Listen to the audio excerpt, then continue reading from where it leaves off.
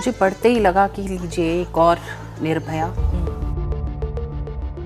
इतना gruesome incident, वो भी वर्क प्लेस पे। पोस्टमार्टम रिपोर्ट ने कहा है कि बॉडी का ऑलमोस्ट कुछ बचा नहीं था जिस तरह से उसका रेप हुआ है। मुंह दबाकर उसको मारने की कोशिश की गई, इंसर्ट किया गया क्या क्या चीज़ें। I think people are experimenting with the women and their body. Fast track के जो कोर्ट्स हैं ये कितना कारगर है? ये fast track court lower courts होते हैं। अगर गुनाह प्रूव हो जाता है फिर उसके आगे का प्रोसेस क्या होता है? इंडियन जस्टिस सिस्टम में ना एक बहुत इम्पॉर्टेंट रोल जो प्ले करते हैं ना, पुलिस का इन्वेस्टिगेटिंग ऑफिसर, जिसको आईओ बोलते हैं। उनको इन्वेस्टिगेशन तो छोड़िए, इन्वेस्टिगेशन का आय भी नहीं पता। पॉलिटिकल पार्टी चाहे, क्योंकि पुलिस उसके अंडर है, और वेस्ट बंगाल जैसी स्टेट तो पूरी तरह से अंदर। आप एक एफआईआर नहीं करा सकते जब तक सीएम के ऑफिस से फोन ना चला जाए। ये मैंने देखा है पिछले 9 साल में। Nagpur bench Maharashtra high court का एक आया था, स्किन टू स्किन नहीं है, अगर कपड़ों में से छुआ है तो मतलब आप, और वो भी एक लेडी जज दे रही है। कहीं ना कहीं पेरेंट्स को जवाबदेही होना चाहिए कि आपका 13 साल का बच्चा रेप कैसे कर रहा है। सारे पेरेंट्स इस धुन में लगे हैं कि पे पैकेज कितना होगा। क्या हमने मोरालिटी लेसन्स पढ़ाए हैं अपने बच्चे को? न्यूयॉर्क टाइम्स में अभी 2-3 दिन पहले एक आर्टिकल आया है जिसमें जिसके हेडिंग थी, is India a safe place for women, another brutal killing raises the question. New York times अगर अपने डाटा दे दे डेट रेप के, तो मुझे लगता है वो कभी छपना बंद कर दे। Because there also women don't go out and report कि ओ रात को I was also drunk and somebody raped. They don't even remember who raped.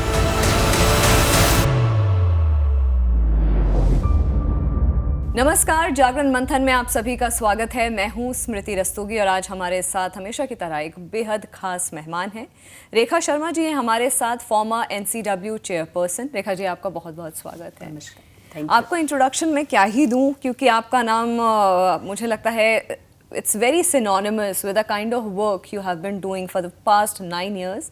और अभी कुछ ही दिन हुए हैं आपके रिटायरमेंट को, लेकिन एक बहुत ही important figure you have been when it comes to the NCW। मैं बात वहीं से शुरू करूंगी जो कि इस वक्त जो मुद्दा बहुत गरमाया हुआ है, rape cases, incessant, brutal, barbaric, violent, involvement of gangs in the rape cases, irrespective of the age, irrespective of the state, irrespective of everything, the profession, everything। These cases, ये जो cases हैं ये across आर कंट्री ये report हो रहे हैं। शुरुआत Kolkata rape case से कर रही हूँ मैं। वाकई में एक दिल दहला देने वाली घटना। सबसे पहले आपका क्या रिएक्शन? मुझे पढ़ते ही लगा कि लीजिए एक और निर्भया, और मैं होप कर रही थी कि ये अंडर कार्पेट स्वीप ना हो जाए जैसे हमेशा से पॉलिटिकल पार्टीज का रहता है या पुलिस का रहता है। और यही देखने में आया कुछ शुरू के कुछ दिनों में कि वैसा ही कुछ किया जा रहा है। इतना ग्रूसम इंसिडेंट, वो भी वर्क प्लेस पे, जहां हम सोचते हैं कि हमारी बेटी या हमारी फ्रेंड सेफ रहेगी। Work place is a place where people go to work and we think that they are safe over there. हमें ऐसी ग्रूसम इंसिडेंट्स जो मिलते हैं रास्तों में, सड़कों पे, अंधेरे में, ये सब चीज़ें। लेकिन एक जगह जहाँ डॉक्टर, वो भी हॉस्पिटल में, जो लगता है कि सेफली काम करेगी, वहाँ पर कोई आउटसाइडर अंदर आकर उसका इस प्रकार से रेप करे जो दिल दहलाने वाला हो, और फिर मर्डर हो जाए उसका। बहुत बहुत शॉकिंग इंसिडेंट था।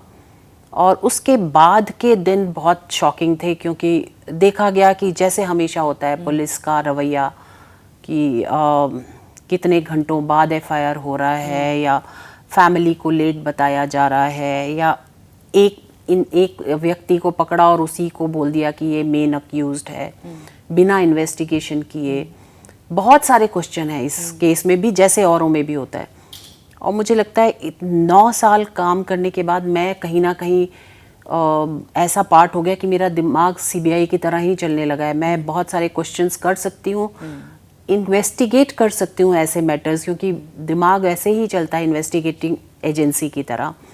तो इसमें भी मुझे लगता है मैंने जो पिन पॉइंट शुरू में किया था, अब वो सुप्रीम कोर्ट अब वो क्वेश्चन कर रहा है या उस ऑब्जर्वेशन के साथ बाहर आ रहा है। कल से मैं सुप्रीम कोर्ट को सुन रही थी पूरा दिन, कैसे वो व्यक्ति को पता चला कि वो अंदर एक डॉक्टर सो रही है जिसको वो इस तरह से रेप कर सकता है, क्या उसके माइंड में था, वो अंदर कैसे घुसा, किसने घुसने दिया, पुलिस ने क्यों नहीं वेरीफाई किया, उसका बैकग्राउंड चेक क्यों नहीं किया before they kept him as a volunteer in the police, why they were paying him the salary and a house inside the police colony. कितने लोग पुलिस कॉलोनी में भी अनसेफ रहे होंगे जब वो वहाँ था। और वही नहीं, प्रिंसिपल को आपने जाने दिया scot free, you gave him a job in next without questioning him. Biological जितने प्रूफ इकट्ठे करने होते हैं वो इतने डिले थे, उसके कपड़ों के साथ हासिल किया गया, वो पहले नहीं किए, पहनाने की कोशिश की गई बॉडी के ऊपर, आप उसको छू रहे हो बिना ग्लव्स के, बिना आप सारे प्रूफ हटा रहे हो, आपने वहाँ पे कंस्ट्रक्शन वर्क शुरू कर दिया, एविडेंसेस के साथ प्ले करने की कोशिश की गई, वहाँ पे भीड़ इकट्ठी होकर वहाँ पर तोड़ने फोड़ने की कोशिश करते हैं। तो वो अब मुझे नहीं पता कि जो एविडेंसेस कलेक्ट कर पाई सीबीआई कितने ऑथेंटिक होंगे after so many people walking through all these things. और ये सारे क्वेश्चन आईओ जो था उसने कितना डिले क्यों करा एफआईआर करने में, इसके बहुत सारे क्वेश्चंस हैं। अगर मेरे ख्याल मुझे ये दे दे तो मैं उनसे ऐसे क्वेश्चन करूं जो उन्होंने सोचे भी ना हो कि कैसे ये हो सकता है एक हॉस्पिटल के अंदर। और पेरेंट्स को आप झूठ बोल रहे हो, पहले आप कह रहे हो सुसाइड है, जो बहुत बड़ा क्वेश्चन है कि उस बॉडी को आपने पोस्टमार्टम रिपोर्ट अगर देखी हो तो आपको दूर से ही पता चल जाएगा कि कितना बुरा हाल था उसका। जिस पोस्टमार्टम रिपोर्ट ने कहा है कि बॉडी का ऑलमोस्ट कुछ बचा नहीं था जिस तरह से उसका रेप हुआ है, कितनी जगह चोटें हैं, कितनी जगह स्ट्रैंगुलेट किया गया, उसका मुंह दबाकर उसको मारने की कोशिश की गई, इंसर्ट किया गया, क्या क्या चीज़ें। So it was, I think, more gruesome than the Nirbhaya case. And this is happening, like I think people are experimenting with the women and their body after Nirbhaya. कि इससे ज़्यादा gruesome क्या हो सकता है। वही मुझे लग रहा है कि एक के बाद एक gruesome। और कहीं ना कहीं हमारा mindset जो है ना, मुझे हम sickening माइंडसेट की तरफ जाते जा रहे हैं। हम कहते हैं इंडियन, हम हिंदुस्तानी है, हमारी सोच ऐसी है, लेकिन अलग दिखने को मिलता है ये। जहाँ तक कि ये मैटर्स जब सामने आते हैं, मुझे लगता है जो हम कहते हैं हिंदुत्व की बात करते हैं या हम कहते हैं कि we respect women in our culture, वो कहीं पीछे छूट गए हैं। और फैमिलीज़ का बहुत बड़ा रोल है इसमें, हम किस तरह से अपने बच्चों को पाल रहे हैं और क्यों हम इतना फ्री इंटरनेट दे रहे हैं। और जो भी हमने इसमें भी देखा कि वो ये जो अभी पकड़ा गया एक व्यक्ति, वो भी हमेशा पॉर्न देखता रहा। तो ये पोर्नोग्राफी, इजीली अवेलेबल इंटरनेट, ये बहुत बड़ा नेगेटिव रोल प्ले कर रहा है। बहुत सारे फैक्टर्स हैं ये जो हाल फिलहाल जब ये सारे केसेस रिपोर्ट हुए हैं, ये तो आपने बहुत एक इम्पॉर्टेंट फैक्टर को अंडरलाइन किया है कि पोर्नोग्राफी एक बहुत बड़ा रीज़न है, ड्राइविंग फोर्स है इस तरीके की चीज़ों को करने में। मैं वापस से इस चीज़ पे आऊँगी, एविडेंस मिटाने की या एविडेंस को डिस्ट्रॉय करने की जो कोशिश करी गई है, ये तो चलिए ठीक है रेखा जी कि एक रिपोर्टेड एक बड़ा केस ये हो गया है, लेकिन कई सारे ऐसे केसेस हैं जो आए दिन होते हैं जिनको रिपोर्ट ही नहीं किया जाता है। एविडेंस तो दूर की बात है, मतलब प्रॉपर इन्वेस्टिगेशन भी नहीं होती है। एविडेंस को मिटाने की कोशिश जो की गई है, जब आपका एक सिस्टम जो स्टेट मशीनरी है जब एक इस तरीके के केसेस में अगेंस्ट हो जाती है, तो एक कहा जाता है एक रक्षक ही भक्षक हो जाता है। आप उम्मीद करते हैं आपकी कहाँ गुहार लगाएं आप। ये तो कही कि पब्लिक इतना मूवमेंट बन गया तो इस चीज़ में कहीं ना कहीं प्रेशर क्रिएट हो गया, लेकिन कई ऐसी चीज़ें जहाँ पे इतना बड़ा मोमेंटम ही नहीं क्रिएट हो पाता है। इंडियन जस्टिस सिस्टम में ना एक बहुत इम्पॉर्टेंट रोल जो प्ले करते हैं ना, पुलिस का इन्वेस्टिगेटिंग ऑफिसर, जिसको आईओ बोलते हैं, वो बहुत बड़ा रोल प्ले करता है। और मैंने अपने पूरे टेन्योर 9 साल में देखा है कि हमारे जो आईओज हैं, they are not properly trained, they are overworked, उनको काम करना नहीं, उनको इन्वेस्टिगेशन तो छोड़िए, इन्वेस्टिगेशन का आए भी नहीं पता। मैंने होम मिनिस्ट्री की वेबसाइट पे जाकर देखा, उन्होंने एक पूरा इन्वेस्टिगेशन कैसे किया जाए उसका प्रारूप बनाया हुआ है, और 9 पॉइंट्स हैं आईओ के लिए जो उसको जानने चाहिए। लेकिन ये कुछ भी उनमें से एक भी पॉइंट पे अगर वो काम कर लें तो बहुत बड़ी बात है। आईओज को मैनिपुलेट करना इतना इजी है, 2 तरह से मैनिपुलेट होते हैं। और हम जब पुलिस का जेंडर सेंसिटाइजेशन प्रोग्राम करते थे, और उसमें मैं हमेशा बोलती थी कि अगर आप 2 चीज़ों से पार कर लो ना, तो आप अपने काम को ठीक से कर पाओगे। एक होता है मनी का ल्योर, जो है पुलिस में बहुत बड़ा रोल प्ले करता है मनी का ल्योर, और जो भी एक्यूज्ड होता है ना, उसकी तरफ से मनी बहुत बड़ा पुलिस को दी जाती है। और ये मनी उन्हीं को नहीं दी जाती जो पुलिस को फ़ोन करने वाले होते हैं, और वो भी मैं बताऊंगी कहाँ कहाँ से फ़ोन आते हैं पुलिस वालों को, कहाँ कहाँ से प्रेशर ग्रुप्स तैयार होते हैं पुलिस वालों के लिए। किसी भी केस में दोनों तरफ से फ़ोन आते हैं, विक्टिम की तरफ से भी फ़ोन आएगा और अक्यूज़ की तरफ से भी आएगा। विक्टिम से की तरफ से जो आएगा ना, हमेशा कम मीक आवाज़ में, उनको लगता है विक्टिम है, इसके ऊपर काम हो ही जाएगा, सब कुछ तो है, प्रूफ है, सब कुछ है, हो जाएगा काम। और अभी भी कुछ हमें आदत है कि हम बहुत ज़्यादा होपफुल रहते हैं। लेकिन जो आईओ के ऊपर ये प्रेशर पड़ता है अक्यूज़ की तरफ से, वो पैसे का ही नहीं, वो पॉलिटिकल प्रेशर भी बहुत होता है। और पॉलिटिकल प्रेशर, मैं ये नहीं कह रही हूँ कि कोई एमपी है या एमएलए है वही डालता हो, एक चुटबल नेता जो जिले का नेता भी होगा, वो भी, उसका भी रोजी रोटी इस पे चलती है कि पुलिस से कितने काम करा ले, कितने एफआईआर करा सकता है या कितने एफआईआर को हटा सकता है। तो ये दोनों तरह से ये जोर पड़ता है, गलत एफआईआर कराना और ठीक एफआईआर पे ना काम करने देना, या एफआईआर ही नहीं होने देना, इस पे बहुत बड़ा पॉलिटिकल प्रेशर होता है। और ये पॉलिटिकल पार्टी, जो रूलिंग पॉलिटिकल पार्टी है स्टेट की, उसकी कैपेबिलिटी और उसकी इच्छा शक्ति बहुत बड़ा काम करती है। आपको मिलेगा कानून का साथ या नहीं उस पे, अगर आप पॉलिटिकल पार्टी चाहे, क्योंकि पुलिस उसके अंडर है, और वेस्ट बंगाल जैसी स्टेट तो पूरी तरह से अंदर, आप एक एफआईआर नहीं करा सकते जब तक सीएम के ऑफिस से फ़ोन ना चला जाए। ये मैंने देखा है पिछले 9 साल में, और मैं बड़े ज़ोरों से बोल रही हूँ। ऐसा एक ही स्टेट में नहीं है, बहुत स्टेट्स में होता है, लेकिन इस स्टेट में तो खासकर ऐसा प्रेशर पड़ता है हर पॉलिटिकल पार्टीज़ का।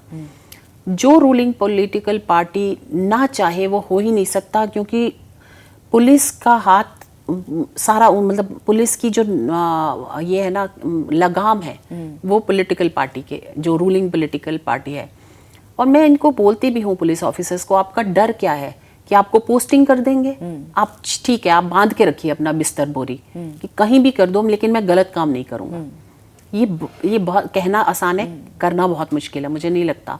एग्जाम्पल मैं उनको देती हूँ आर्मी वालों की, देखो आर्मी वालों की पोस्टिंग कहीं भी हो जाती है, वो 6 महीने में भी, साल में भी वो चले जाते हैं, लेकिन यहाँ तो पोस्टिंग कराने के पैसे लिए जाते हैं। पुलिस वाले पैसे देते हैं पॉलिटिकल लोगों को कि हमारी पोस्टिंग इस थाने पे की जाए, क्योंकि यहाँ कमाई ज़्यादा है।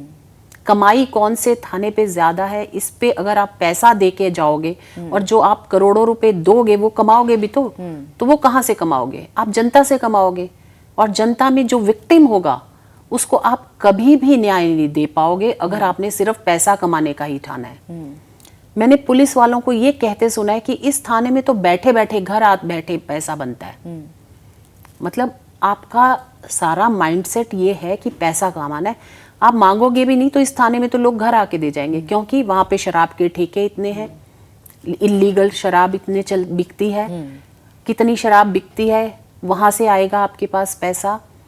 किस तरह के रेप या कोई भी केसेस किस तरह के उस थाने में ज़्यादा होते हैं, वो उतनी ज़्यादा कमाई का साधन पुलिस पे होता है। तो इतनी सारी चीज़ें जब आपको ल्योर कर रही हैं तो आप कहाँ सोचेंगे कि जुडिशियल सिस्टम रहा कहाँ। फिर उसके बाद अगर भगवान करे कि वो एफआईआर हो गया, उस पे 3 महीने के अंदर वो चला गया कोर्ट में, आपके केस भी चला गया, लेकिन फिर जुडिशियल डिलेज जो होते हैं, आप तारीख पे तारीख जो इतने साल पहले बना था आज भी वो सच है। फास्ट ट्रैक के जो कोर्ट्स हैं, क्योंकि निर्भया के बाद काफ़ी चीज़ें चेंज करने की लीगल सिस्टम में भी कोशिश करी गई है, जिसमें सुनवाई और क्विक जस्टिस की बात भी हुई है, ये कितना कारगर है? ये fast track court lower courts होते हैं। एमपी में हमने देखा बहुत सारे केसेस ऐसे रेप वाले जो फास्ट ट्रैक कोर्ट में गए, बहुत जल्दी सुनवाई हुई और ये सुने भी गए, लेकिन उसके बाद फिर वो हाई कोर्ट में जाएंगे, फिर वो सुप्रीम कोर्ट में जाएंगे, वहाँ वो फास्ट कोर्ट नहीं होगा कोई भी, वहाँ वो उसी सिस्टम से उसी टाइम पीरियड में जाएगा जैसे नॉर्मल केसेस में होता है। मैं कहती हूँ अगर आपने फास्ट ट्रैक कोर्ट किए हैं तो उसकी सुनवाई फिर सीधे सुप्रीम कोर्ट में जाने दें, फिर बीच में कुछ ना हो। आप फिर से अगर हाई कोर्ट में जाएंगे और हाई कोर्ट कितने साल लगाएगा, और फिर उसके बाद सुप्रीम कोर्ट, आपने निर्भया के केस में देखा कितने साल लगे उनको फांसी में जाते हुए, 5 से 6 साल लगे। तो 6 साल में आपने एक के बाद आप कहीं ना कहीं गिव अप कर देते हो। ये तो अच्छी बात थी कि उसकी फैमिली ने फाइट किया, लोग भी साथ थे, फ्री जजमेंट मिल रहा था, लोग वकील फ्री थे उस केस के लिए। आप महिलाओं को फ्री लीगल हेल्प मिलती है हमारे यहाँ, लेकिन उस फ्री लीगल एड में क्या क्वालिटी है ये भी देखने की बात है। और वो क्वालिटी इतनी खराब है, इतनी पुअर है, क्योंकि आप फ्री लीगल एड में जो वकील काम करते हैं आप उनको इतनी कम सैलरीज देते हो कि वो अपना टाइम लगाना ही नहीं चाहते वहाँ पर। मोटिवेशन ही नहीं है उनको, मोटिवेशन नहीं है। और फिर वो अपने घर बैठे, मैंने तो जेल्स में जो महिलाएं हैं उनको रोते देखा है, उनकी तरफ से कोई पेश हो रहा है लेकिन उनको पता ही नहीं है कौन पेश हो रहा है, उनसे मिल ही नहीं रहा है कोई, उनकी बात ही नहीं सुन रहा, वो कई सालों तक जेल में बैठी हैं। और ऐसे ही जहाँ जो गरीब लोग हैं जिनके साथ ऐसा कुछ होता है, हिम्मत करके वो पुलिस तक आ भी जाएं, लाइन में खड़े होकर रिपोर्ट भी करा दें, सब कुछ सहें, उसके बाद वो जब जाते हैं कोर्ट में तो फिर कहाँ वकील उनके लिए, अच्छे वकील कहाँ। आपने अच्छे वकीलों की आजकल आप देखेंगे अगर उनकी जो फीस है वो करोड़ों में है, कहाँ से वो देंगे। तो हमारा जो जुडिशियल सिस्टम की डिलेज, जो हमने कानून बहुत सख्त बना दिए हैं, implementation delays and the will of the state, will of the ruling party of the state, whether they want to work on those cases or not. So जहाँ हाई प्रोफाइल हो जाता है वहाँ पे हम उसको स्वीप करना शुरू करते हैं अंडर द कार्पेट कि ये दिखे ना, ये हमारी बदनामी हो रही है। तो ये एक कहीं ना कहीं स्लोगनिज्म की तरफ ज़्यादा जा रहा है, विमेन एम्पावरमेंट या safety and security of women जो हम बात करते हैं। हम स्लोगनिज्म से निकलकर और पॉइंटिंग आउट ईच अदर कि तुम्हारी स्टेट में ज़्यादा क्राइम है, तुम्हारी स्टेट में।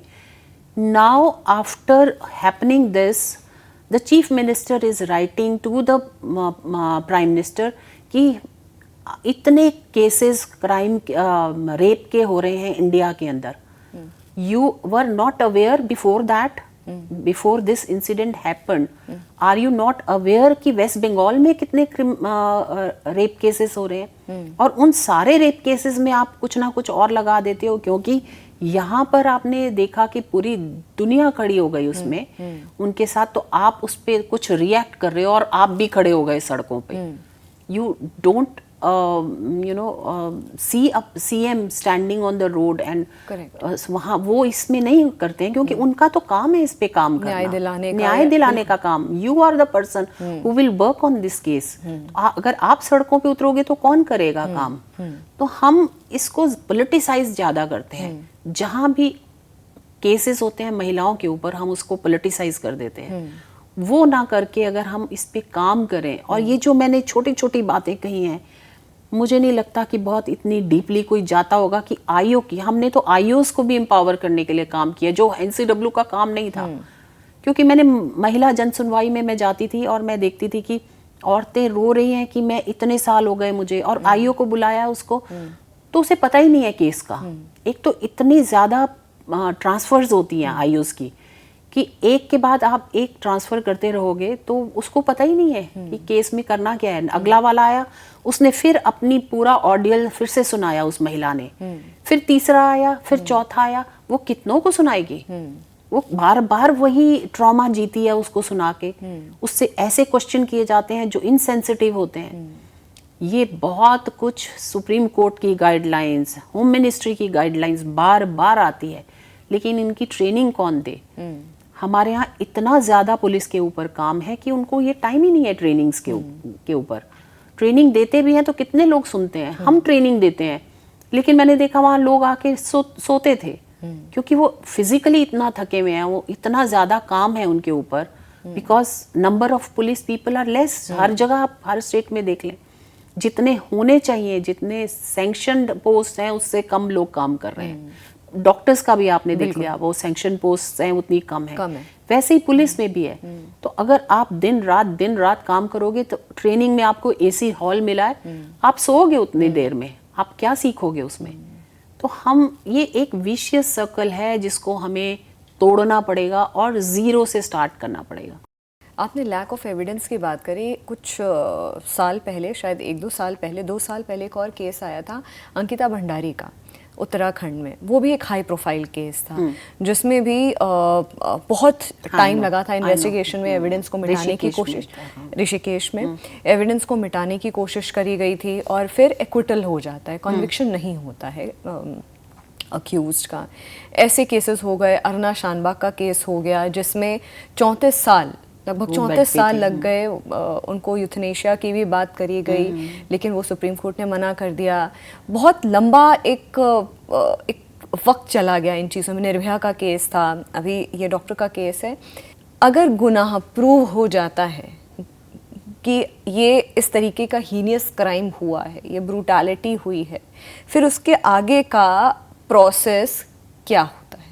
पहले तो प्रूव करना ही एक लॉन्ग प्रोसीजर है। जैसे ये केसेस प्रूव हो गए, लेकिन तब भी जो मेन अक्यूज था, चाहे अरुणा शानबाग का केस था, 7 साल बाद जो मेन अक्यूज था उसका नाम था सोहन लाल वाल्मीकि, उसको बरी कर दिया गया था 7 साल के बाद। अंकिता भंडारी के केस में अभी तक उसके जो कल्प्रिट्स हैं, वो अक्यूज्ड हैं, वो आराम से घूम रहे हैं, आम पब्लिक में घुल मिल चुके हैं। वो उनको आइडेंटिफाई करना बहुत ही डिफ़िकल्ट है। तो ये जजमेंट पे भी बहुत डिपेंड करता है। एक तरफ जजेस कहते हैं कि पुलिस सारा काम करे, इन्वेस्टिगेट करके उनके पास लाए। आपको पता है पुलिस सारा काम करती है, जो भी आप रिकॉर्ड करते हो, एविडेंसेस रिकॉर्ड करते हो, पुलिस के सामने उसने बोल भी दिया हाँ मैंने किया था ये काम, लेकिन पुलिस को फिर से प्रूव करना होता है वहाँ पर कि, और ये जो पुलिस रिकॉर्ड करता है उसकी स्टेटमेंट वो कोर्ट में नहीं मानी जाती। कोर्ट नहीं मानता है उसकी रिकॉर्डिंग, क्योंकि वो फिर वहां कोर्ट में जाके कह देगा अंडर प्रेशर दिया था मैंने ये स्टेटमेंट, पुलिस मुझे डरा रही थी, धमका रही थी, इसलिए। तो वहां जाके पुलिस को फिर से सारा कि आम कहाँ है जहां किया था, उसके पीछे इस क्या कारण था, इसने किया था, कोई विटनेस है या नहीं है, उसको क्राइम सीन पूरा बनाना पड़ेगा, उसको इतने सारे प्रूफ देने पड़ेंगे, और वो 3 महीने में they should collect all the evidences.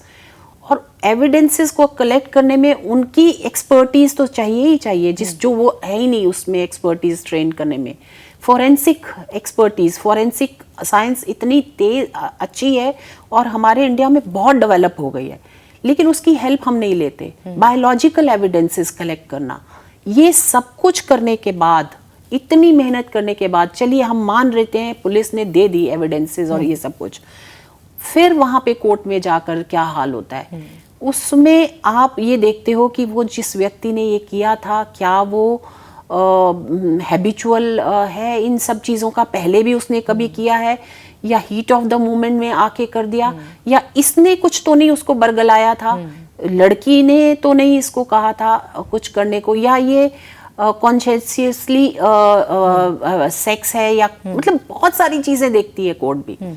ये सब देखने के बाद अगर वो हैबिचुअल नहीं है, अगर ये उसका पहला केस है तो वो बहुत लीनियंटली दे देते हैं कि नहीं, और यंग है तो पुलिस वाले कोर्ट में देखेंगे जज की ओ ये तो यंग है, इसके पीछे इतनी ज़्यादा जिम्मेवारियां हैं। ये सब देखते हुए उसकी जो 7 साल की प्रोनाउंस कर दी उन्होंने कि इतनी सजा है। ये नहीं देखा कि जिसके साथ हुआ है उसकी सारी जिंदगी खत्म हो गई।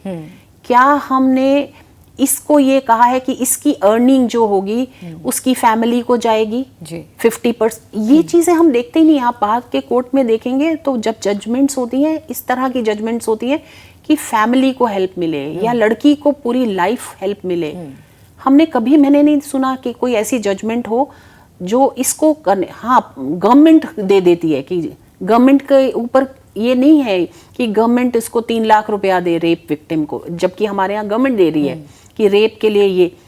और ये जो पैसे की बात है ना, ये भी नेगेटिव प्ले भी कर रही है, क्योंकि जहाँ पैसे की बात है और गैंग रेप में ज्यादा पैसा मिलता है, तो बहुत सारे प्रदेशों में ये देखा गया कि एक रिवाज बन गया कि कोई भी इंसिडेंट में गैंग रेप और फिर out of the court settlement होने लगे इस पे कि कोर्ट में जाके इतने लाख या तुम्हें सजा होगी तो आउट ऑफ द कोर्ट कर लो, और पैसे तो पहले ही दिए जा चुके हैं उसको। और शायद 2 मोशंस में पैसे दिए जाते हैं, जैसे ही पुलिस चार्जशीट करती है, एफआईआर करती है, चार्जशीट नहीं एफआईआर करती है, उसको पैसे दिए जाते हैं विक्टिम को। हाँ, तो अब पुलिस से ज्यादा आपने जिसको छोड़ दिया आपने 7 साल में, उसको भी करो ना कि तुम कमाओ और तुम पैसे दो फैमिली को। ऐसे ही बहुत सारे केसेस में मैंने देखा है। करेक्टिव मेजर्स का आप कह रहे हैं? करेक्टिव मेजर्स ही नहीं है।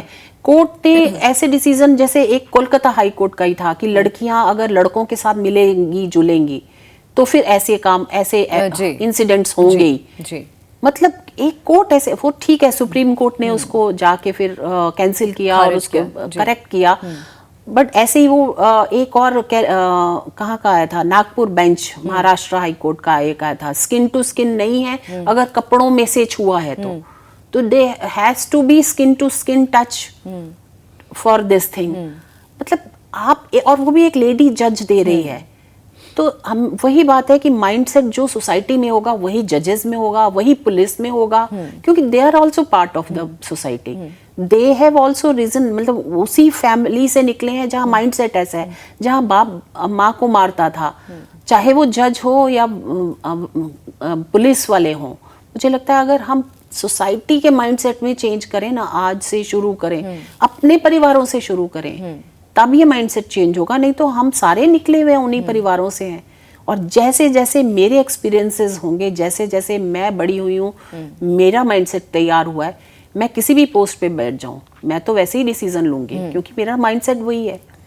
आपने बताया कि जो कोलकाता रेप केस में जो one of the main accused, क्योंकि अभी इस चीज़ पे बात चल रही है, इन्वेस्टिगेशन चल रहा है कि there are more than 1 accused involved in the rape of that doctor. ऐसे में जो संजय रॉय है, जो one of the main accused है, उसका बैकग्राउंड वॉज वेरी क्वेश्चनेबल। ये आपने बोला कि उसका चेक ही नहीं किया गया, और वन ऑफ द मतलब पुलिस में एक पोजीशन दे दी गई उसको, एक सिविलियन पोजीशन दे दी गई विदाउट एनी वेरिफिकेशन। ऐसे बहुत सारे लोग हैं सोसाइटी में जिनके ऊपर ऐसे रेप के केसेस चल चुके हैं, जिन्होंने ऐसी हीनियस क्राइम्स की हुई हैं। अभी हम फिलहाल उनके बारे में बात करेंगे जो एक्चुअली में जिन्होंने इस तरीके की चीज़ें करी हुई हैं और वो स्कॉट फ्री घूम रहे हैं सोसाइटी में। कोई कैब चला रहा है, कोई किसी ऑफिस में एक पीएन का काम कर रहा है, ऐसे कई सारे लोग हैं, या कोई एक हाई प्रोफाइल जगह पे बैठा हो, वो भी इस तरीके से रेप या इस तरीके से मॉलेस्टेशन का एक वन ऑफ दी पर्सन्स हो। ऐसे में ये सोसाइटी महिलाओं के लिए कितनी सेफ, क्योंकि आपने जस्टिस सिस्टम की बात कर ली, आपने लीगल सिस्टम की बात कर ली, लॉ एंड ऑर्डर की बात कर ली, लेकिन एक आम इंसान जो ये सोच करके आता है कि हमारा बच्चा स्कूल में सुरक्षित है, हमारी जो बेटी है वो अपने हॉस्पिटल में, वो एक डॉक्टर है, लोगों की जान बचा रही है, वो अपने हॉस्पिटल में अपने प्रोफेशन में सुरक्षित है। आजकल का ज़माना है, लोग ऑनलाइन कैब्स बुक करते हैं, ट्रैवल कर रहे हैं, हमारी बेटी पूरा डिटेल्स हमको भेजती हैं, वो ट्रैवल कर रही है, वो सेफली अपने डेस्टिनेशन पे पहुंच जाएगी। लेकिन ये तो एक सीरीज है, विशियस सर्कल है ये तो। आपको पता ही नहीं कि सामने वाला एक रेप अक्यूज्ड है जो आपकी गाड़ी चला रहा है, या जो एक घंटी बजा रहा है स्कूल में, या एक चलिए एक टीचर है वो पॉर्न एडिक्ट है, वो बच्चों को देखता ही उसी नज़र से है। ये सोसाइटी में जो ये चीज़ें हैं, जो रेपरकशन है लीगल सिस्टम का, वो बहुत दिल दहला देने वाला है। हम एसी के कमरों में बैठ करके रेखा जी ये नहीं कह सकते हमें क्या फ़र्क पड़ता है, हम तो सुरक्षित हैं। एक्चुअली में तो कोई सुरक्षित नहीं भी नहीं। देखिए, अक्यूज तो अलग बात है, अक्यूज हो गया, एक्विटल हो गया, एक्विटल हो गया, हाँ वो अलग बात है। लेकिन अगर क्राइम हो चुका है और उसने किया है, ये भी प्रूव हो गया, और उसको 3 साल की सजा हुई और बरी हो गया, या आजकल कोर्ट्स बहुत रिफॉर्म की तरफ जा रहा है कि रिफॉर्म करके फिर छोड़ दिया जाए, रिफॉर्मेशन की तरफ बहुत ज्यादा सुप्रीम कोर्ट बार बार ऐसे जजमेंट देता है, रिफॉर्मेशन की बात करता है। तो आपने बोला कि रिफॉर्म हो गया, आपको नहीं पता कि उसका माइंड वो सच में सेक्स एडिक्ट है और वो इस तरह की बातें करता है। And I have seen time and again that those people who have been acquitted by the court after small punishment, 3 साल की पनिशमेंट या 2 साल की पनिशमेंट, की रिफॉर्म हो गया है, अब now he is doing well, इसने ग्रेजुएशन भी कर लिया है जेल में और ये भी कर लिया है नाउ, लेकिन वो दोबारा वही क्राइम करते हैं। क्रिमिनल माइंडसेट तो है ही है। नहीं, जरूरी नहीं है कि 100% वो लोग ना ही होते हो रिफॉर्म, लेकिन ऐसा बहुत बड़े नंबर है जो नहीं हो पाते हैं रिफॉर्म। और आपने चेक नहीं किया, मुझे लगता है कहीं ना कहीं मिडवे होम होने चाहिए इनके लिए। आप जेल से छूटे हो, आप मिडवे होम में हो जहां आपको पुलिस नजर में रख रही है हमेशा। और अगर घर पे भी रह रहे हो आप, कई जगह पे घर पे आप प्रिजन कर देते हो कि you can stay in the, बाहर की कंट्रीज में है वो चिप लगा देते हैं उनके फुट पे, और वो चिप से उनकी जहां भी घूम रहे हैं उनका पता चल जाता है, ट्रैक कर सकते हैं। और कई जगह तो अगर उनको होम जेल ही मिली है तो they can't move out of the, जैसे ही वो करेंगे move out of the home वो सायरन देगा। या अगर आपने कहा भी है कि आप छोड़ रहे हो इसको, तो आप एक चिप दे दो ना, इतनी साइंटिफिक साइंस इतनी आगे बढ़ गई है, आप लगाओ उसके अंदर चिप, लोगों को ना नजर आए, लेकिन आप तक अगर वो कुछ ऐसा काम कर रहा है तो आप तक तो आपको ट्रैक करना इजी हो कि इसने किया था, ये यहाँ गया था, सच में ये क्राइम यहाँ हुआ था, ही वॉज प्रेजेंट देयर, तो आपको पता चलेगा। आप साइंस की हेल्प लो, लेकिन अगर आप सिर्फ ये कह दो कि रिफॉर्म हो गया और उसको छोड़ दो और उसको ट्रैक ना करो सोसाइटी में उसका बिहेवियर कहाँ है, तो फिर बार बार वो वही करेगा, विक्टिम बनाएगा औरतों को और बार बार यही चीज़ करेगा। और अभी एक और भी केस चल रहा है मेरे ख्याल, जहाँ पे मैंने सुना है सीरियल ये है rapist and he is serial crimes कर रहा है वो बंदा, अभी पकड़ा नहीं गया है। अभी रिसेंटली किसी एक स्टेट में, उत्तराखंड या उत्तर प्रदेश कहीं पे ऐसा, उत्तराखंड में आया है शायद, तो वहाँ ऐसे लोग भी हैं जो सीरियल क्राइम कर रहे हैं। तो उनको भी अगर आप उसी नज़र से देखोगे कि हमने रिफॉर्म करना है और उसके बाद हमने छोड़ देना है, तो मुझे लगता है फिर हम तो we will be never safe. अगर हमारे आसपास इस तरह के लोग घूमेंगे तो हम कभी भी सेफ नहीं होंगे। मुझे एज अ चेयरपर्सन मैं कई बार बोलती हूँ कि क्या ज़रूरत है ऐसे पुलिस मेरे साथ जाए या मेरी सेफ्टी के लिए, मैं तो लोगों के लिए काम कर रही हूँ, लेकिन ऐसे लोगों के अगेंस्ट काम कर रही हूँ जो मेरे को नज़र बनाए हैं कि मैं इनको कब क्या। तो मेरे फैमिली भी कई बार वो रहती थी कि तुम इतने बोल्डली दे देती हो स्टेटमेंट, इतने बोल्डली काम करती हो, हमें लगता है कि तुम इधर उधर जा रही हो, तो क्या तुम्हारी सेफ्टी है वहाँ पर। तो फैमिलीज चाहे किसी भी एज में हो, मैं 60 इयर्स की हूँ, मेरी फैमिली अगर कंसर्न कर सकती है तो 16 साल की बच्ची की फैमिली तो कंसर्न रखेगी कि अगर वो यंग एज में बाहर जा रही है। और फिर हम सारा सोसाइटी उसके ऊपर टूटते हैं कि इसने ऐसे कपड़े क्यों पहने थे। हमारे माइंडसेट ऐसा है कि हम लड़की में गलती ढूंढते हैं कि लड़की की गलती है, उसने रेप कराया है अपना, जैसे वो बाहर जाके कह रही थी कि मेरा रेप करो, क्योंकि उसने कपड़े ऐसे पहने थे, क्योंकि वो पब में बैठी थी। किसने कहा था लड़की को पब में बैठने के लिए? अरे आप कहते हो कि पब इस मतलब हम इक्वल हैं। पहली बात तो हमारे कॉन्स्टिट्यूशन ने कहा है हम इक्वल हैं। तो इक्वल है तो लड़का पब में बैठ सकता है तो लड़की क्यों नहीं बैठ सकती? अगर वो गलत चीज लड़के के लिए है तो फिर उसके लिए भी उसके लिए भी है। तो हम माएँ ही बोलती हैं कि चल बेटा भाई जा रहा है तू नहीं जाएगी। हम ही तो कहती हैं कि भाई जा रहा है, वो भाई उसके अपनी बहन की रक्षा करता है, वो रक्षाबंधन उसके लिए करती है, लेकिन वो वही भाई दूसरे के लिए कैसे अनसेफ हो जाता है? वही बाहर जाके किसी का भाई तो होगा जो क्राइम कर रहा है, किसी का बेटा तो होगा जो क्राइम कर रहा है। तो ये माइंडसेट कहाँ चेंज होता है कि मैं अपनी भाई को तो बहन को सुरक्षा में रखूंगा, अपनी माँ को सुरक्षा दूंगा, लेकिन बाहर दूसरे की बेटी को करूंगा। तो बहुत विशियस सर्कल है। हमें police, judiciary, families, society has to come together to change this whole scenario.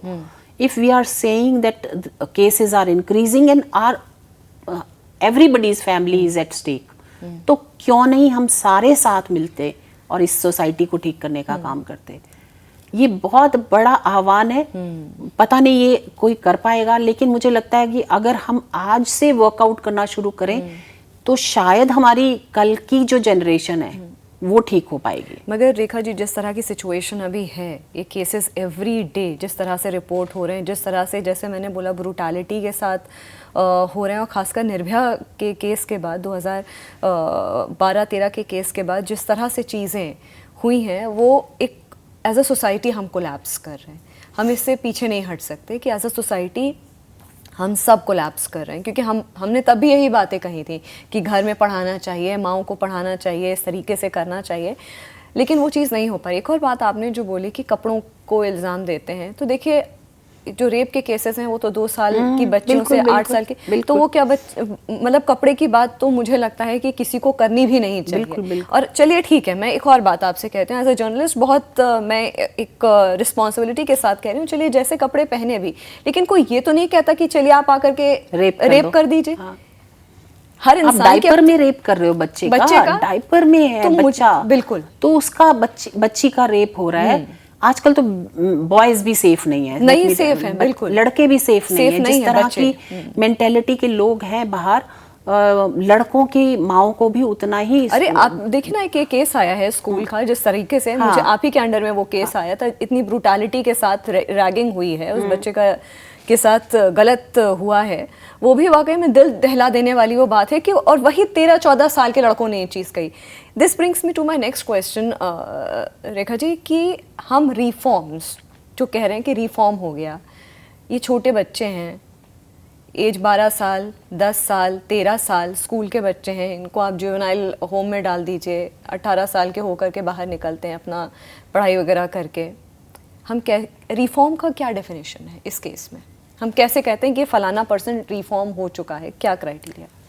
Reform बहुत इजीली नहीं कह देना चाहिए। पहली बात तो कि आपने 15 से 18 उनको जुवेनाइल होम में रखा और वो रिफॉर्म हो गया, आप उसको वही मिडवे होम में रख के वॉच आउट करो कि हुआ है या नहीं हुआ है। अब आप 5-7 साल वो बिल्कुल ठीक है, उसकी सब कुछ ठीक चलता रहा है, तब आप उसको जाने दो। ये बात भी ठीक है कि आप 13 साल के बच्चे को तो नहीं फांसी पे चढ़ा दोगे, या 12 साल के बच्चे को, लेकिन उनके पेरेंट्स को, जैसे हम ड्राइविंग में हम कहते हैं कि अगर आपने गाड़ी अपने बच्चे को पकड़ा दी और वो उसने एक्सीडेंट किया, तो पेरेंट्स को तो कहीं ना कहीं पेरेंट्स को जवाबदेही होना चाहिए कि आपका 13 साल का बच्चा रेप कैसे कर रहा है, 12 साल का बच्चा कैसे रेप कर रहा है, उनको पनिश करना चाहिए। वो अगर हम पेरेंट्स को पनिश करना शुरू करेंगे तो शायद वो बच्चों को पालना ठीक से शुरू करेंगे। हमने देखा है कि आजकल पेरेंटल गाइडेंस 0 हो गई है।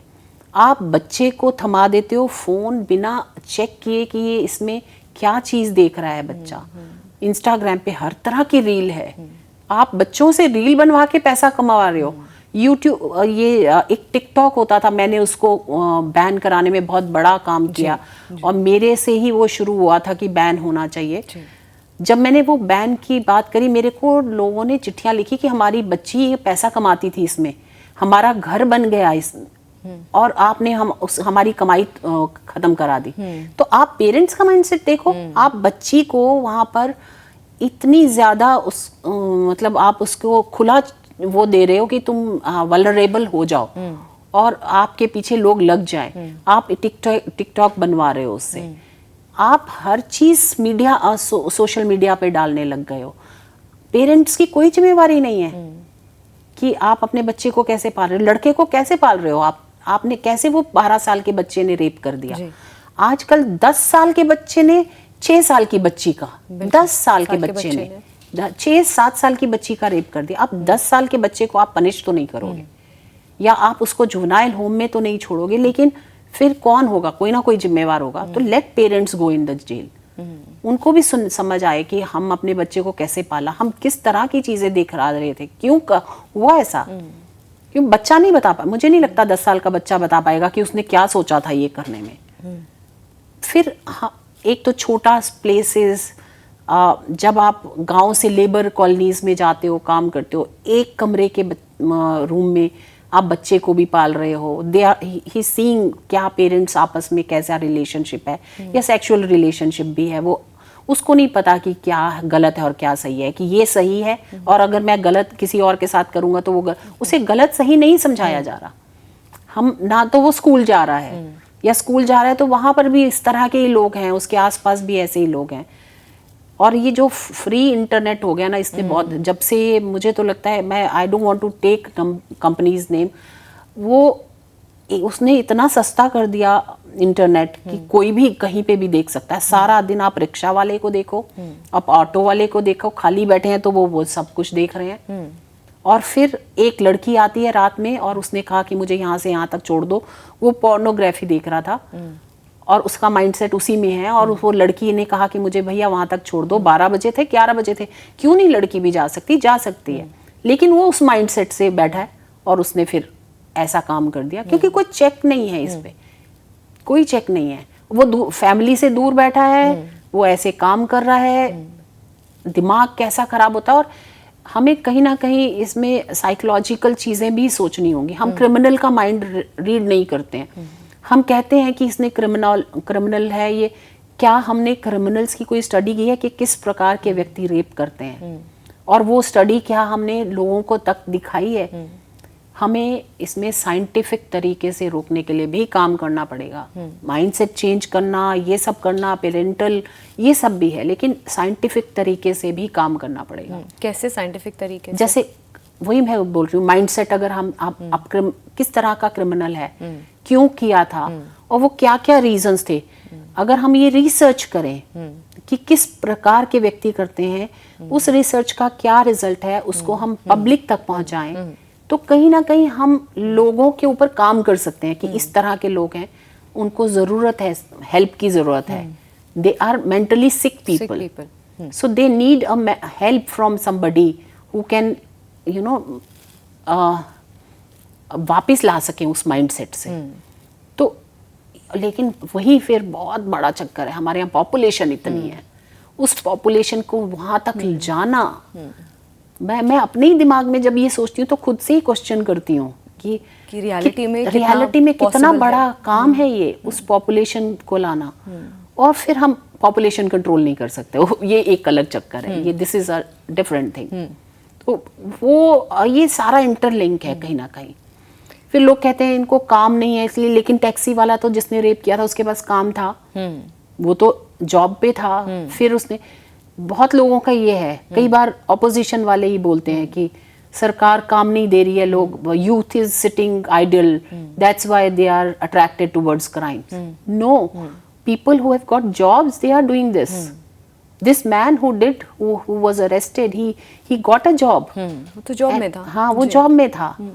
तो there is no this thing कि ये काम करता था या नहीं करता था। ये माइंडसेट है, माइंडसेट है। हम लोगों ने स्पिरिचुअलिज्म की तरफ छोड़ दिया, हम लोगों ने रिलीजियस बहुत होना छोड़ दिया। मैं कहती हूँ रिलीजन ना भी हो, लेकिन स्पिरिचुअलिज्म, हम कहते हैं कि देयर इज अ गॉड, हम जो भी करते हैं उसकी एक पनिशमेंट है। ये चीजें इन लोगों को नहीं सिखाई जाती कि जो हम गलत कर रहे हैं उसकी पनिशमेंट है। हम मतलब पनिशमेंट पुलिस नहीं देगी तो there is a god who see everybody. हम अपने बच्चे को बोलते हैं झूठ मत बोलना, पाप चढ़ेगा। हम झूठ बोलने पे पाप की बात करते हैं, लेकिन इन लोगों को पाप की बात नहीं होती कि इनके पेरेंट्स ने क्या नहीं बताया कि पाप होगा अगर ऐसा करोगे तो। Respect to other gender is very important, which I think at very young age schools and parents should teach these children respect women, respect other gender. I don't even say women, respect everyone, respect neighbors, elderly people. That is not being taught to our children these days. हम कहीं ना कहीं यही बोलते रहते हैं कि हम कितना कमाएगा, ऐसी एजुकेशन दें, हम कोटा में भेज रहे हैं, कोटा फैक्ट्री तैयार कर रहे हैं कि वो IITs में जाएं, उनका पे पैकेज इतना हो, और सारे पेरेंट्स इस धुन में लगे हैं कि पे पैकेज कितना होगा। क्या हमने मोरालिटी लेसन्स पढ़ाए हैं अपने बच्चे को? अच्छा ह्यूमन बीइंग बनाने के लिए काम बात करिए। Most important thing is that बच्चा अच्छा इंसान हो, इस पे पेरेंट्स काम करें। लेकिन हम तो काम ही नहीं करते, हम तो अपने बच्चे को कमाने की धुन पे कि तू IAS बन जा, या तू IIT चला जा, या तू IIM में चला जा, और क्या कमाएगा तो। और वो जीरो हो जाता है जब अच्छा इंसान ना हो, और एक अच्छा इंसान नहीं है तो वो अच्छा इंजीनियर भी नहीं है, अच्छा मैनेजमेंट भी करने वाला नहीं होगा, और वो कुछ भी अच्छा नहीं है अगर वो अच्छा इंसान नहीं है। तो इस तरफ हमें, मुझे लगता है, काम करने की जरूरत है। इवन स्कूल्स को भी, हम पहले स्कूल्स में होते थे तो हमें मॉरल एजुकेशन होती थी, हमारे मॉरल साइंस की क्लासेस होती थी, उसमें अक्रॉस रिलीजन्स के अच्छे अच्छे लोगों की स्टोरीज होती थी जो आजकल नहीं पढ़ाई जाती। तो वो पढ़ाना बहुत ज़रूरी है, मोरालिटी बहुत ज़रूरी है। कभी कभी मैं बोलती हूँ, मैं इतनी राइटियस हूँ कि लोगों को तकलीफ होने लगती है कि इतने राइटियस से, क्योंकि आदत नहीं है इतना सच, और फेस पे कह देती हूँ कि ये गलत है और ये मेरे को नुकसानदायक है, मेरी एनर्जी के लिए। कई बार सामने कहना गलत, लेकिन फिर रात को मुझे अच्छी नींद आती है, ना मैं गलत करती हूँ ना करने देती हूँ। ऐसे लोगों की बहुत ज़रूरत है कि जो सही काम करें। फिर लोगों का आजकल बहुत बड़ी बात है, सही गलत नज़रिए की बात है, बट जो कई चीज़ें हैं जो सबके लिए सही होती हैं, जो सही है वो सही है। जैसे हम कहते हैं जो सच्चाई है उसको एविडेंस की जरूरत नहीं है, बिल्कुल। जो सही है वो सही ही है, उसको आप सही या गलत नहीं कर सकते। आपने बोला कि डर नहीं है लोगों में। मैं जब ये निर्भया का केस हुआ था उसके बाद मैं निर्भया की मदर से मिली, उस केस पे भी मैंने काम किया, बहुत सारे ऐसे स्टोरीज़ पे भी काम किया इस सेम केस से रिलेटेड। तो जब उनकी मदर से बात हुई तो वो एक चीज़ हमेशा जब मिलती थी वो अंडरलाइन करती थी रेखा जी, कि एक होती है गलती जिसको माफ़ किया जा सकता है, एक होता है गुनाह जिसकी कोई माफ़ी नहीं होती। गलती हो गया, किसी ने किसी को थप्पड़ मार दिया, चलिए माफ़ कर दिया। किसी ने किसी को जान से मार दिया, वो गुनाह हो गया। किसी ने बदतमीजी की, आपने चलिए ठीक है माफ कर दिया। बोलती हूँ कि गुनाह है, गुनाह है। अगर आपने वो मूवी देखी है थप्पड़, सबने देखी है, कि आप अपनी वाइफ को थप्पड़ मार देते हो और कहते हो sorry, I am so sorry. No, जब तक आप बात वर्बली कर रहे हो, आप वर्बली कुछ भी कह सकते हो, हीट ऑफ द मोमेंट में आप गाली गलोच भी कर सकते हो, वो गलती है, उसमें आप सॉरी कह सकते हो। ये जो उन्होंने बात कही वो जुवेनाइल के केस से रिलेटेड कहा था कि चलिए गलती हो गई, तो वो उनका एक ही चीज पे हमेशा से स्ट्रेस रहा है कि गलती नहीं, वो गुनाह है, वो गलत नहीं है, वो अपने सेंसेस में था और सबसे ब्रूटल उसी ने रेप किया, पूरा आइडिया उसी का था। तो जब उसका दिमाग इतना चल सकता है तो वो गलती कैसे कर सकता है? केवल इसलिए बच गया कि एज का फैक्टर था, लेकिन वो सबसे ज्यादा क्रूअल था। ये कोर्ट ने क्यों नहीं देखा? और वही हमारे कानून उस टाइम ऐसे थे। चलिए उसके बाद तो वो चेंज हुआ, एज हम कम लेके आए, जहां एज वो 16 पे लेके आए, अब वो 14 वाले करने लगे, 12 वाले 10 वाले वही करने लग गए। तो कितना एज को भी नीचे लेके आएंगे? फिर हमें बच्चों को भी ये सिखाने की जरूरत है कि गलती कहाँ है और गुनाह कहाँ पे है। और गुनाह ही होता है, आप किसी को मार नहीं सकते हो। आदमी की जान इतनी सस्ती नहीं है कि कोई मार दे। और आज आप सिर्फ औरतों की बात हम कर रहे हैं, आज आप अगर दूसरे क्राइम्स भी देखें, कोई भी किसी को मार देता है इतनी इजीली। आप रोड रेज में देखिए कैसे आपने आगे निकाल ली उससे गाड़ी, वो उससे गुस्सा आ गया, उसने उसको मार दिया। कल परसों था, एक बेटे ने अपने बाप के ऊपर गुस्सा था, उसकी गाड़ी को मार मार के एक वो कर दिया, घायल कर दिया उसको। कैसे हम कहाँ जा रहे हैं, हम किस सोच में हैं हम लोग, मुझे पता ही नहीं कि ऐसे लोग कहाँ, कौन बनाता है, ऐसे कौन से परिवारों से निकलते हैं। कई बार तो परिवार वाले भी अब कहते हैं, कल एक केस हुआ जो महाराष्ट्र में, माँ ने कहा कि इसको ठीक है, इसको फांसी की सजा दो, ऐसा है तो वो भी अब पूरे परिवारों की भी ऐसा गलती नहीं, बाहर से क्या क्या सीख के आ रहा है अगर बच्चा, अगर पीयर प्रेशर इस तरह का है तो बिल्कुल ठीक है। जो अगर गलती वहीं तक है जहां वर्बल हो, जहां आप किसी को फिजिकली हर्ट नहीं करते हो, आपने फिजिकली हर्ट किया है तो वो गुनाह है, और ये समझना बहुत जरूरी है। हम ये नहीं कह सकते कि सिर्फ पुश किया था, सिर्फ थप्पड़ मारा था।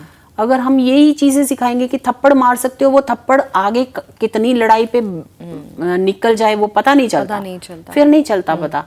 लेकिन आप फिजिकली किसी को हर्ट नहीं कर सकते, आप किसी भी प्राणी को नहीं कर सकते, तो आप कैसे, आप व्यक्ति को कैसे, आदमी को कैसे, इंसान को कैसे मार सकते हो। मुझे तो, मैं अगर कॉकरोच या चींटी को भी मैं ऐसे कर दूं तो मुझे लगता है उसको भी मुझे पेपर से हटाना होता है कि मर ना जाए। तो आप कैसे एक इंसान को मार सकते हो, ये फिर वही बात है कि ये क्रिमिनल माइंड ही क्या ऐसे होते हैं, क्या ये सच में बायोलॉजिकली कुछ प्रॉब्लम है, कहीं से भी नहीं सीखते, ये इनका प्रॉब्लम ही यही है।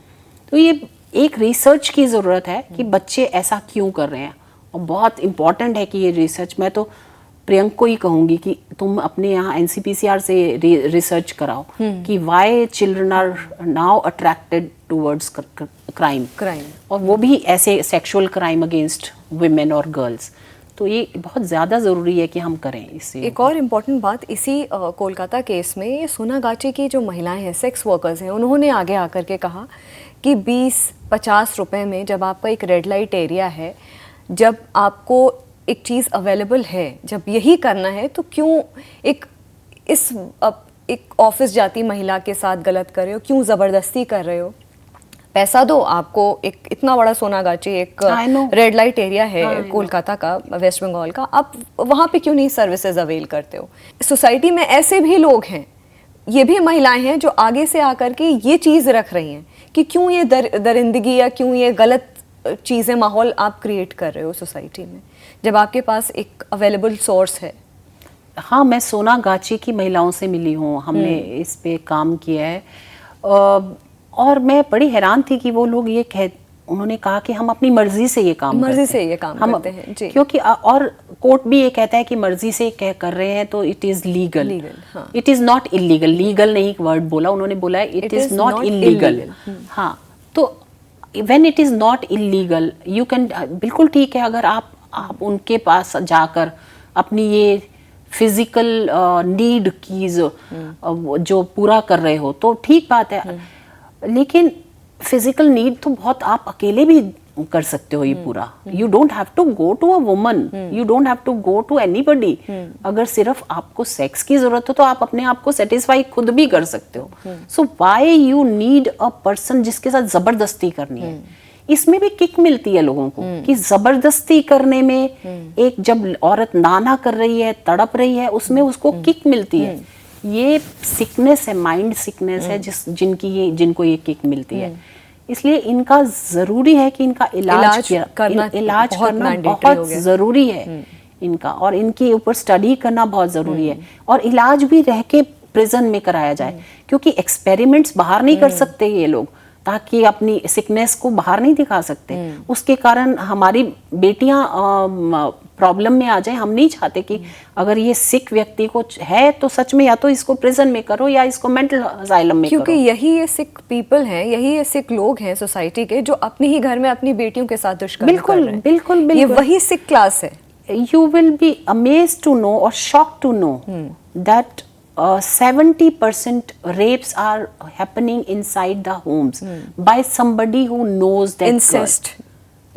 Either a family member, close family member, or some relative or some friend who knows the family.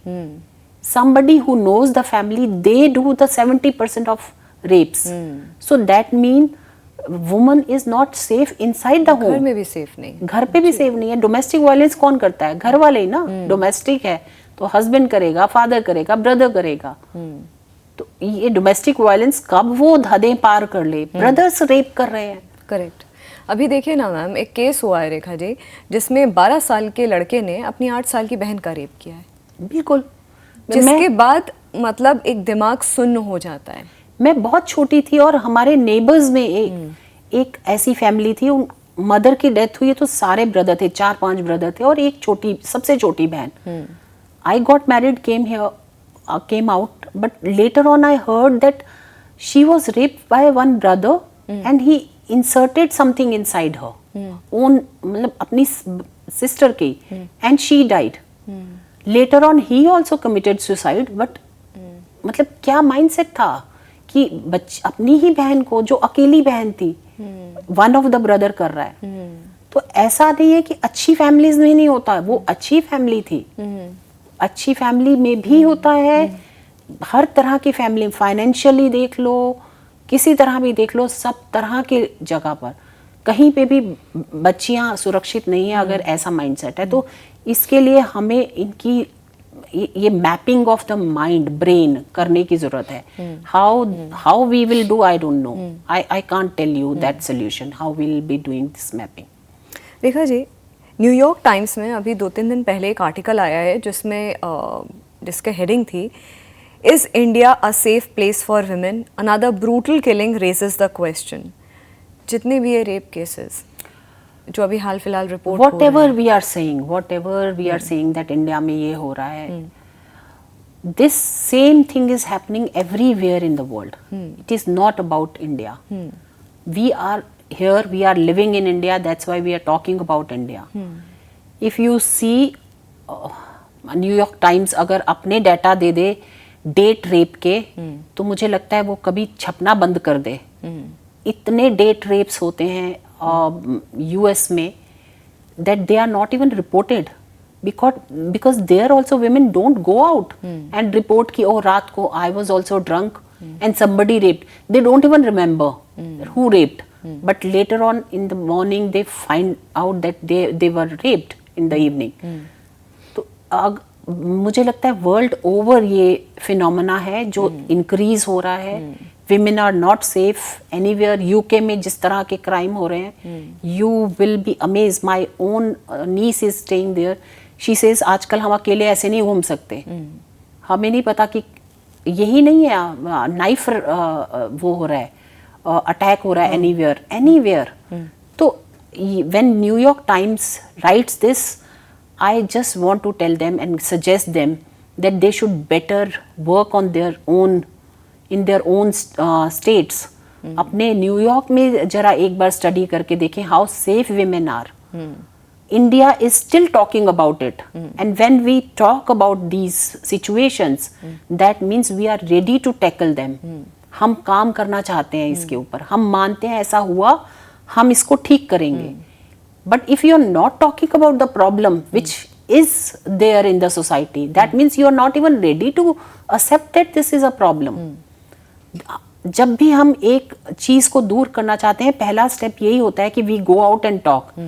In India, I feel this is a positive sign that women are coming out and speaking against the crime.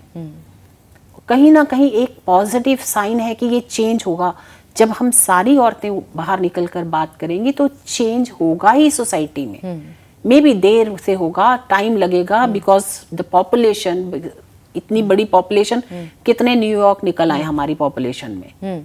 अगर इस तरह की population में उनको काम करना पड़े, तो हमने देखा है हेल्थ में भी कैसे सारी चरमराई है सारी देशों की सिस्टम, और इंडिया कैसे we could stand out because of our tackling of the health system. ऐसे ही मैं फिर कह रही हूँ कि India will be guiding other countries how to tackle these problems. We have started talking about it. Governments are now at least listening. कहीं तो शुरुआत होगी. I am not that कि बिल्कुल ही शुरुआत नहीं होगी, ऐसा नहीं है.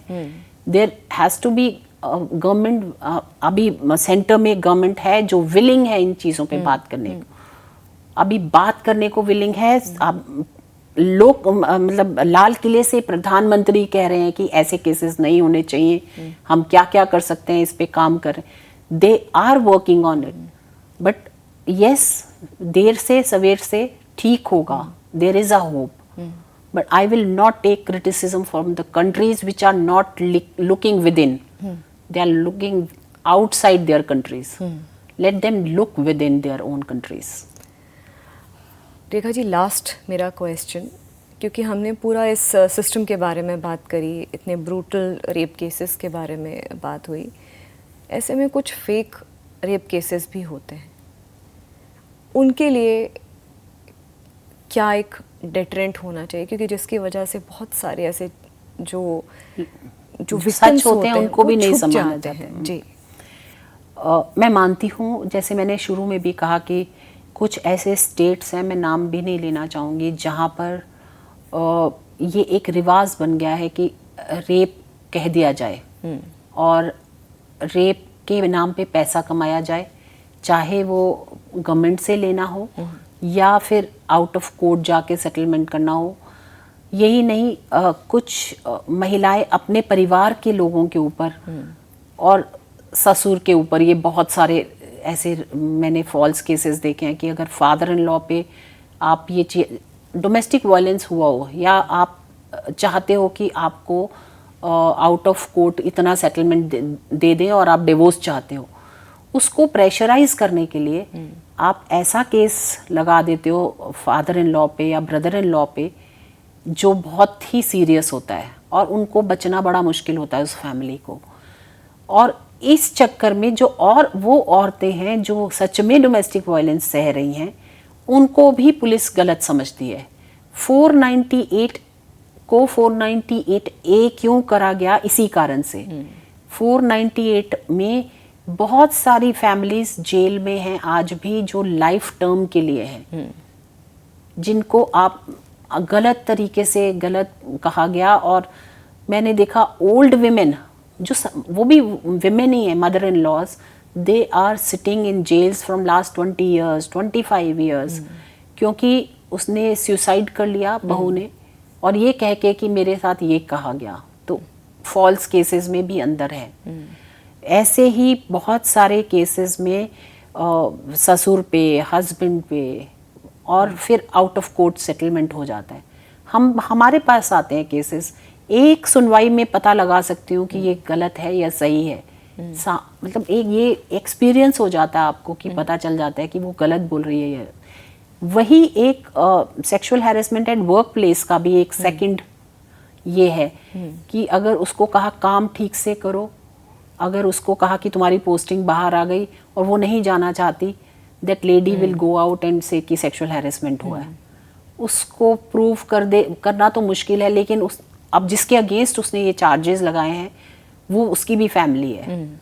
तो ये भी औरतों को सोचना चाहिए। बहुत कम नंबर है, let me tell you, this number is very less, but ये बहुत इफेक्ट करता है। क्योंकि सबसे पहली बात जो करेंगे ना पुलिस वाले, अरे मैडम आपको नहीं पता कि आजकल बहुत झूठी केसेस भी आ रहे हैं। हम बहुत इजीली उसको डाइल्यूट कर देते हैं फिर उस पूरी सिचुएशन को, और जो सीरियस केसेस होते हैं फिर उनको भी उसी लेंस से देखते हैं हम। मैं तो पुलिस वालों को ये कहती हूँ कि हमारे यहाँ तो रूल तो सब जगह ट्रैफिक रूल भी टूटते हैं। दैट डजंट मीन कि ट्रैफिक रूल्स ना हो हर जगह। मतलब वो कहते हैं लॉज नहीं होने चाहिए, ये लॉज कम होने चाहिए, डाइल्यूटेड लॉज होने चाहिए।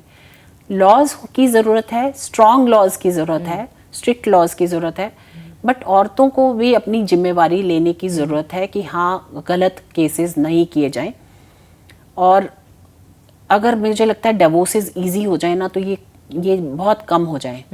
और सबसे बड़ी बात है कि औरतें कमाने लग जाए ना अपना, तो वो जो वो चीज़ें हैं ना कि मुझे भत्ता चाहिए हस्बैंड से, वो बंद होगा तो ये चीज़ें भी बंद होंगी। वो चीज़ भी एक बहुत ज़्यादा है कि if your daughter is earning you will not fight those cases for years together कि ये मेंटेनेंस नहीं दे रहा है। तो मेंटेनेंस के पीछे हम बहुत सारे डिवोर्सेस को लेट करते रहते हैं। बहुत सारी प्रॉब्लम्स हैं, बहुत पेचीदा है, इसके ऊपर मैं दिन भर बात करती रहूंगी तो मुझे लगता है वो भी कम है।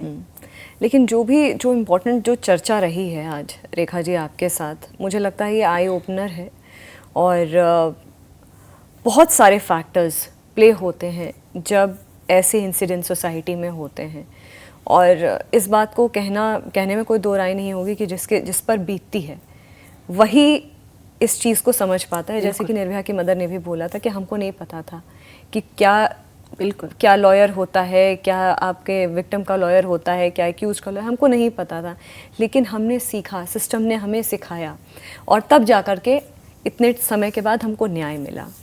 इसी उम्मीद के साथ कि जितने भी ये केसेस हुए हैं, रेप के केस हुए हैं और ख़ासकर कोलकाता का जो केस, ऐसा कोई प्रेसिडेंट बने, ऐसा कोई डेटरेंट बने सोसाइटी में कि जो कल्प्रिट्स हैं, जो क्रिमिनल्स हैं, उनके मन में किसी तरीके का डर बैठे, कि दिमाग में भी ये चीज़ आए तो उसको करने से पहले 1000 बार उसके कॉन्सिक्वेंसेस के बारे में सोचें। Thank you so much Rekha ji for sparing your time, और यही उम्मीद के साथ कि नारी सशक्तिकरण हमेशा स्ट्रॉन्ग रहे, कायम रहे, सही का साथ हम महिलाएं, हम नारियां दें।